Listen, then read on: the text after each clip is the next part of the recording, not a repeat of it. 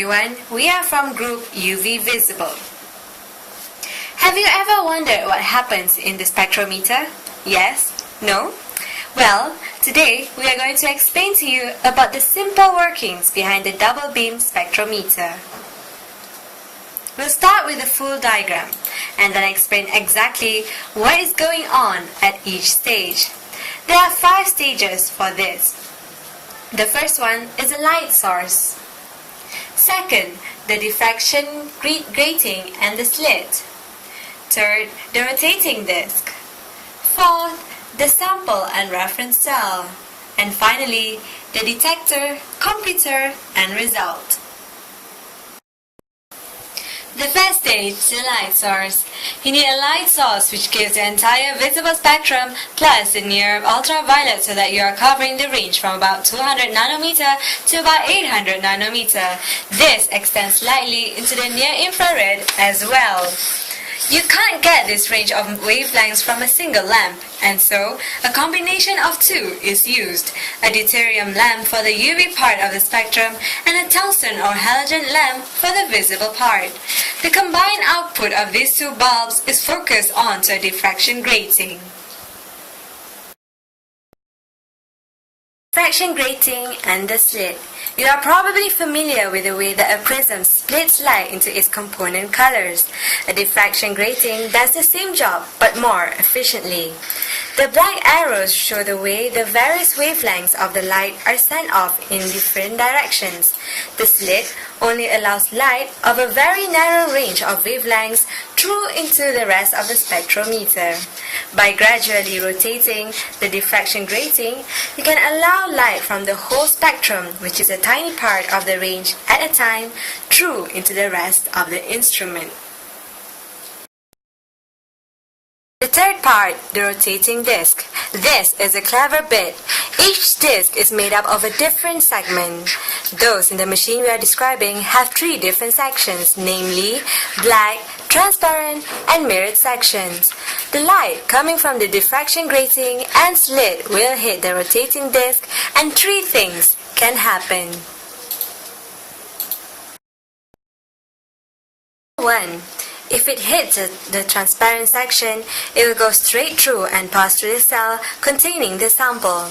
It is then bounced by a mirror onto a second rotating disc. This disc is rotating such that when the light arrives from the first disc, it meets the mirrored section of the second disc. That bounces it onto the detector. Number 2. If the original beam of light from the slit hits the mirrored section of the first rotating disc, it is bounced down along the green path. After the mirror, it passes through a reference cell. Finally, the light gets to the second disc, which is rotating in such a way that it meets the transparent section. It goes straight through to the detector. Number 3. If the light meets the first disc at the black section, it is blocked, and for a very short while, no light passes through the spectrometer. This just allows the computer to make allowance for any current generated by the detector in the absence of any light. 4. The sample and reference cells. These are small rectangular glass or quartz containers. They are often designed so that the light beam travels a distance of 1 centimeter through the contents. The sample cell contains a solution of the substance you are testing, usually very dilute.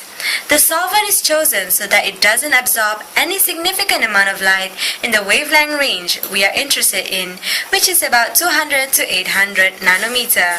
The reference cell just contains the pure solvent.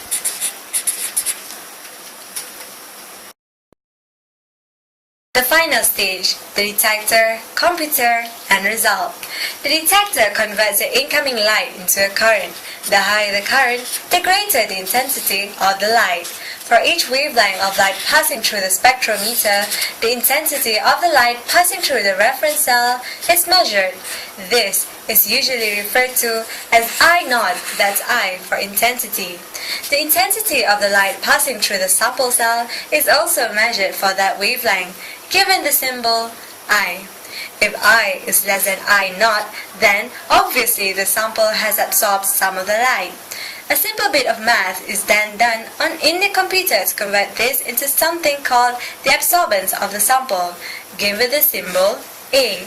For reasons which will become clearer when we do a bit of theory on another page, the relationship between A and the two intensities is given by A is equals to log 10 I0 over I. On most of the diagrams you will come across the absorbance ranges from 0 to 1, but it can go higher than that. An absorbance of 0 at some wavelength means that no light of that particular wavelength has been absorbed. The intensities of the sample and reference beam are both the same, so the ratio I0 over I is 1. Log 10 of 1 is 0. An absorbance of 1 happens when 90% of the light at that wavelength has been absorbed, which means that the intensity is 10% of what it would otherwise be. In that case, I0 over I is 100 over 10, which is equals to 10, and log 10 of 10 is 1. From the result, we can know that the absorbance and concentration of the substance. Basically, that is how a spectrometer works. Thank you for watching.